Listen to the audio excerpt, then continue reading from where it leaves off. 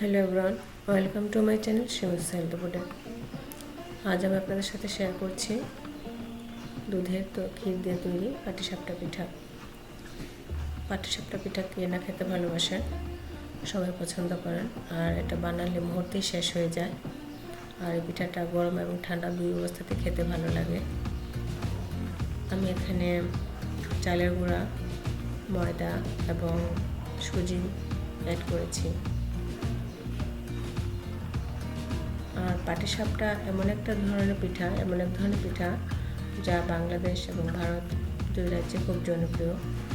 এটি ময়দা, চালের গুঁড়ো, চিনি, দুধ, ক্ষীর দিয়ে তৈরি করা হয়। তবে আমি এখানে দুধের ক্ষীর তৈরি করেছি, কারণ দুধের ক্ষীরটা দিয়ে খেতে বেশি ভালো লাগে। নারকেল দিয়েও ভালো লাগে, কিন্তু বর্তমানে নারকেল খেলেই অ্যাসিড হয়ে যায়। ছোটো সবাই এটাকে টলারেট করতে পারে না, আর তাই আমি এখানে নারকেলটা স্কিপ করেছি। আর এখানে আমি 1 চামচ কর্নফ্লাওয়ার, অল্প একটু বেকিং পাউডার দিয়েছি। যদি বেকিং পাউডার এখানে স্কিপ করলেও হবে। আর অল্প একটু চিনি দিয়েছি, কারণ চিনিটা বেশি দিইনি, কারণ পিঠাটা আমি সাদা রাখতে চেয়েছি। কারণ চিনিটা দিলে, চিনি কিংবা গুড় দিলে পিঠার কালারটা একটু চেঞ্জ হয়ে আসে। আর তাই দুধ দিয়ে এটাকে গোলালে আরও বেশি ভালো হয়। আমি দুধের ক্ষীর তৈরি করব, আর তাই আমি এতে নর্মাল যে পানি আছে, নর্মাল পানি মানে হাত ডুবানো যায় এরকম একটা হালকা কুসুম গরম পানি দিয়ে আমি ডোটা তৈরি করেছি। তো ব্যাটারটা আমি তৈরি করেছি। আর পাটিসাপটা পিঠার ব্যাটার তো পাতলাই হবে, কারণ বেশি ভারী হলে পিঠাটা ভেঙে যায়। আর এখানে আমি দুধের গুঁড়া, পাউডার মিল্ক ইউজ করেছি।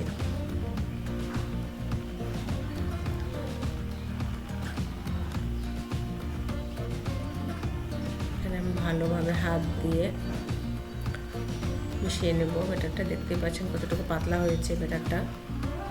আর এটাকে আমি এখন আধা ঘন্টার জন্য রেস্টে রেখে দেব।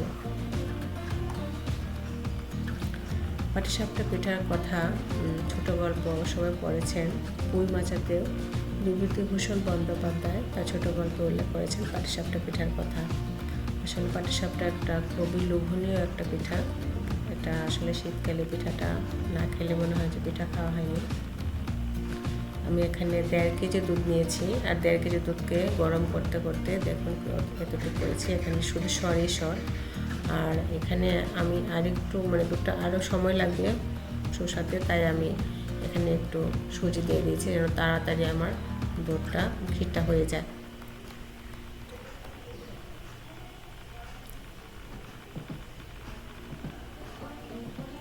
অল্প একটু আমি সুজি দিয়েছি। আর এখানে যে যতটুকু মিষ্টি খেতে পছন্দ করেন ঠিক ততটুকু চিনি অ্যাড করবেন।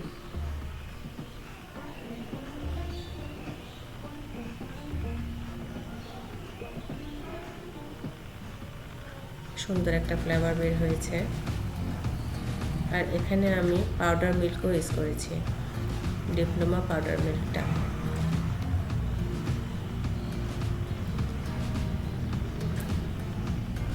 চিনিটাতে কালো জিরা ছিল, তাই আমি চিনিটাকে আবার ছেঁকে নিচ্ছি, চেলে নিয়ে এলাম।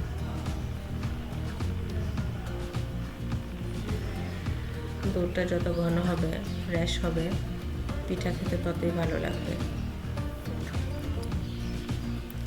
আসলে পাটিসাপটা পিঠাটা দুধের সাথে সম্পর্ক, দুধের ক্ষীরের সাথে। দুধের ক্ষীর কিংবা সরমালাই, যেটা দিয়ে সরমালাইটা আপনি চিনি দিয়ে যদি পিঠাটা তৈরি করেন সেটা খেতে দুর্দান্ত লাগে। এখন আমি ডিপ্লোমা পাউডার মিল্কটা ইউজ করছি।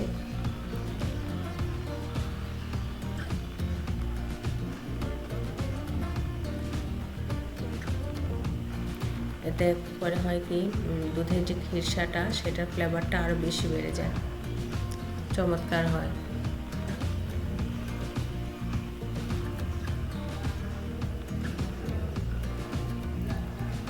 আমার কাছে তো খুবই ভালো লাগে।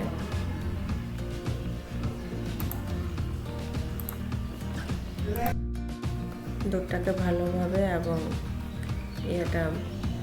সুজিটা যেটা সেটাও সেদ্ধ হয়ে গেছে। আর এখানে আমি একটু বাটার দিয়ে দিয়েছি যেন এটা লেগে না যায়।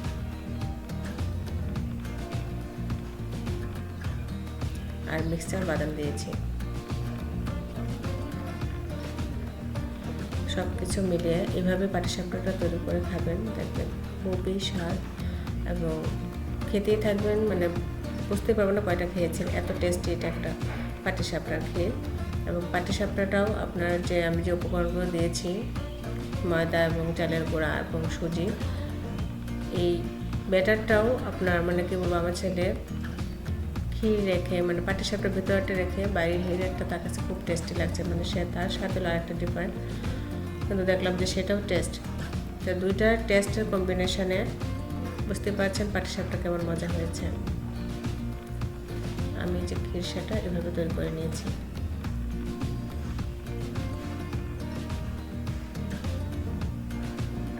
আমি এখন প্যানে একটু তেল দিয়ে মুছের মতো মানে হালকা একটু জাস্ট, আর এখানে একটু ব্যাটার দিয়ে দিলাম।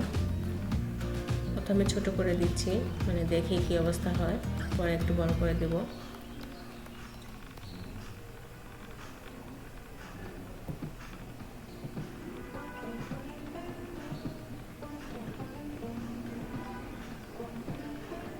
খেসাটাও সুন্দর হয়েছে, ব্যাটারটাও অনেক সুন্দর হয়েছে, দেখতেই পাচ্ছেন।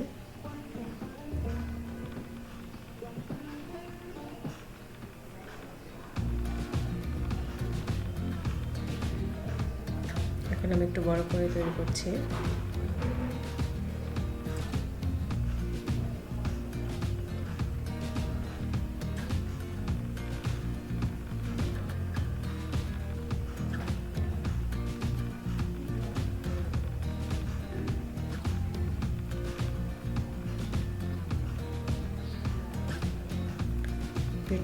পিঠার এই যে ভাঁজটা, এটা একটা বিশাল জিনিস আমার কাছে মনে হয়, মানে ভাঁজটা করার সময় অনেক সব ফেটে যায়, খুব সাবধানে ভাঁজটা করতে হয়। তো আমার এই রেসিপিটা যদি আপনার ভালো লেগে থাকে, এই পাটিসাপটার রেসিপিটা, তাহলে অবশ্যই ট্রাই করবেন। আর ট্রাই করে আমাকে কমেন্টস করে জানাবে আমার এই রেসিপিটা কেমন হলো। আপনি 100% বিশ্বাস করতে পারেন, এভাবে পিঠাটা তৈরি করে খাবেন, দেখবেন কত টেস্টি।